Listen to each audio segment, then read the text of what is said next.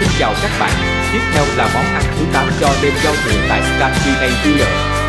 Kransekake, hay bánh vòng, là vật trưng bày trung tâm tối thượng cho các lễ kỷ niệm năm mới ở Scandinavia. Nó bao gồm các vòng bánh hạt nhân đồng tâm xếp chồng lên nhau tạo thành một tòa tháp, tượng trưng cho tính chất tuần hoàn của thời gian và sự đoàn kết gia đình. Chuẩn bị 500g hạt nhân xay mịn, 500g đường bột, 3 lòng trắng trứng gà lớn, 20g bột nơ. Gia vị gồm đường bột và nước cốt chanh tươi để làm kem trang trí Royal Icing. Trộn hạt nhân xay, đường bột và bột nơ. Dần dần thêm lòng trắng trứng và nhào cho đến khi bột chắc và không dính tay.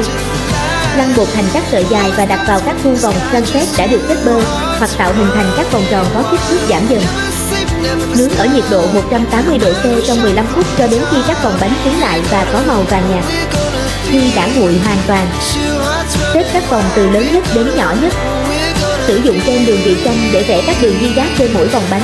Lớp kem này cũng đóng vai trò là chất keo để giữ tòa tháp đứng vững. Lưu ý bánh phải hơi dai ở bên trong.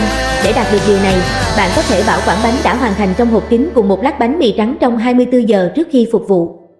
Mời các bạn tiếp tục xem món ăn thứ 9 cho đêm giao thừa tại các vùng Baltic và Bắc Âu.